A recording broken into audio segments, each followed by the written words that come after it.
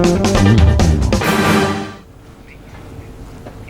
the Indian Premier League is barely 3 weeks away, but the BCCI is yet to release the schedule for the 13th edition of the league, which is starting from the 19th of September. Now, according to the IPL, it is getting delayed because the teams are taking stock of everything, including the recce of the venues. Some even say it's due to the rise in cases in Abu Dhabi. To talk about all that, we will be joined by Delhi Capital CEO Dheeraj Malhotra and the Managing Director of Danube Group, Anis Sajan. Anis, let me first come to you. Dheeraj is also with us. Dheeraj, let me first come to you. We still don't have a schedule of the IPL. When do we expect that? We've been told it should be with us by the end of the week, end of the month. So another 3-4 days, we should have the schedule. Anis, let me come to you. There is a genuine concern about rise in the COVID numbers in Abu Dhabi. Is there a talk about how to control and the way forward? Well, I was in touch with the guys who are looking into the ground operations, and the only thing what I could get information from them is that to control the COVID is in the hand of the people as well as the government officials. And like they had control last time around when the COVID cases had risen up, they have again going into the same protocol, and there might be another lockdown which might be started in the UAE where people will not be allowed to go after 10 p.m. So I hope that scenario doesn't come if the COVID rises. So let's hope for the best that the COVID cases go down. Dheeraj, since you run the operations of the franchise as well, have you managed to get to the grounds and see how the three venues are being managed, and how different is it this time around from the earlier times that you've run operations for IPL? Rika, we haven't yet gone anywhere because we've been quarantined in our rooms. We've got 6 to 7 days of mandatory quarantine where we can't even meet our teammates, forget going out. So we're stuck in our rooms. We don't know what's going on outside. We did do not a recce, but we've spoken to almost all the grounds. We've spoken to the people in charge of those grounds. We know the conditions. Luckily, thanks to my stint with ICC, I've actually worked in most of these venues. So I have a fair idea of what to expect. And ECB, the Emirates Cricket Board, is obviously doing their best, and they're helping us in every way. The difference that I've done when I used to run the IPL, which was when we went to South Africa, the difference was there was no COVID. The difference was the stadiums were full. The difference was that the people could move around freely. So that's a big difference. The biggest challenge I think the BCCI would have is just to make sure that the bubble is maintained and the bubble remains a bubble. And that will be a challenge. Who gets in, who doesn't get in? How does it work for owners? How does it work for management? So that's the tricky part this time, which is unprecedented time. So it's pretty surreal at the moment.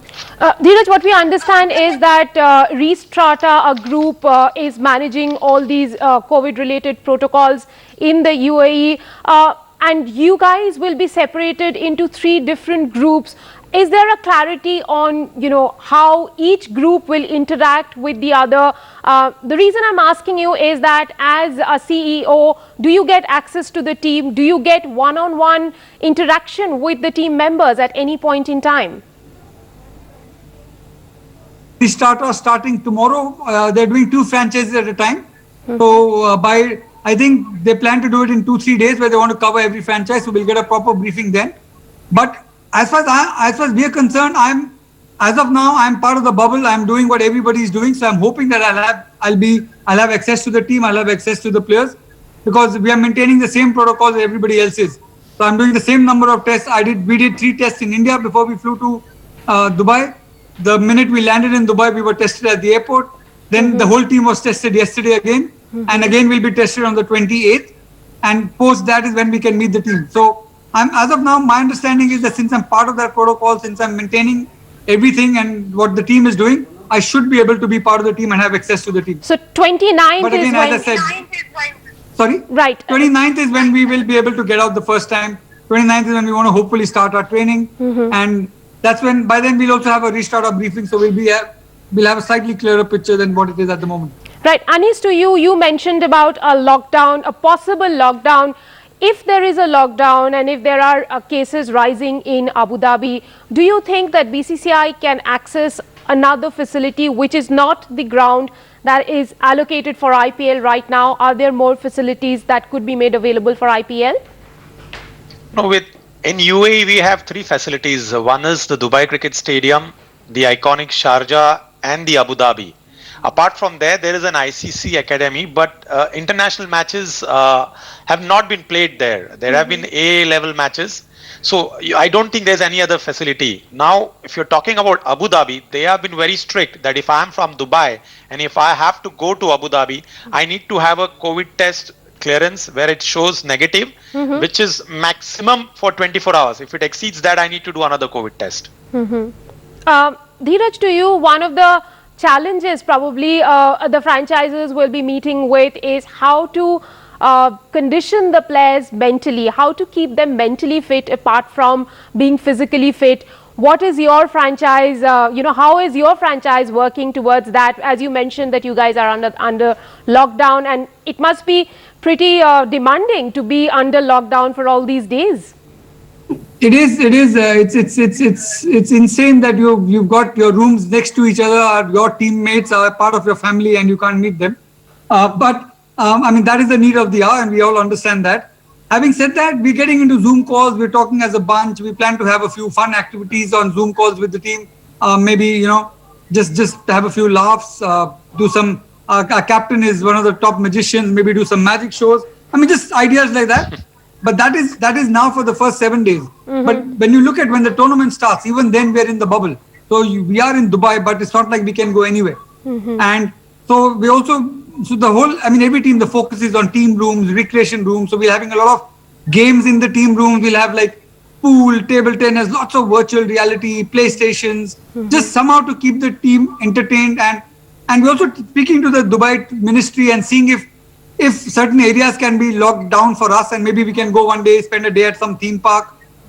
Again, all that we need to first check with BCCI. We're allowed to do that. Because we will, you're right. As a franchise, would you say that keeping the players motivated for all these 80 days is the biggest challenge? Well, the skill levels are going to be checked by all the coaches that you have. A power pack coaching team led by Ricky Ponting. You've kind of joined hands with Ryan Harris. You have Mohammad Kaif, and you also have Samuel Badri. So it's like a power pack team, coaching team. They'll take care of all the coaching activities. But would you say the biggest challenge will come from keeping them mentally fit all these 82 days? Absolutely, Rika.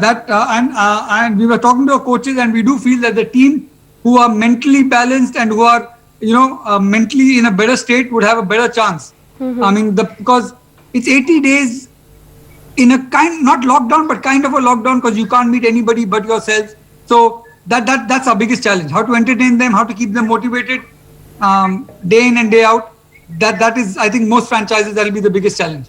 Anis, to you, you are experienced in terms of running cricket operations there. You own a team in the T10 league. Tell us, what is that the IPL teams can expect during this edition of the IPL? While T10 is a little different from T20, but it is limited overs cricket anyway.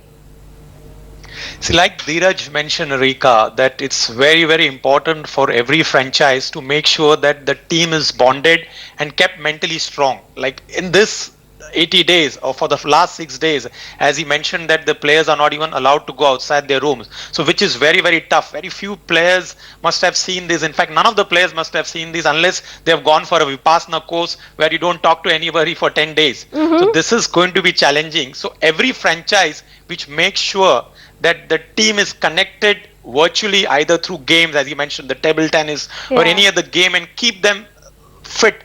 And the moment they go on to the ground, you see, once they go on for the practices, that is where they feel that, no, they are out of the bubble and they can play some cricket. But once that is done, they need to come back to the hotel. So how you keep them physically engaged or, keep them tied up?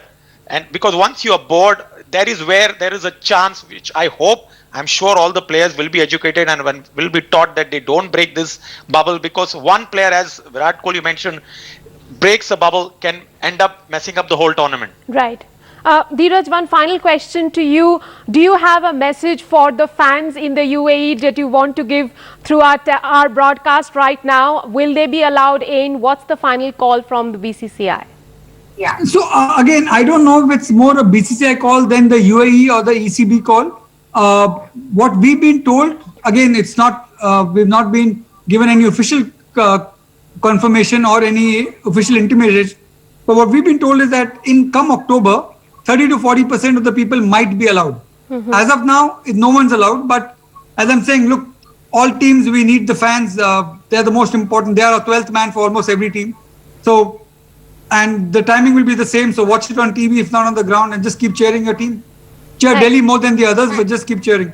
Thank you very much, gentlemen, for joining me on the broadcast this evening. Thank you. With that, it's a wrap on sports segment. Over to Sonakshi for all the good stuff, good news coming up. That's right, Rika. From all the sports news to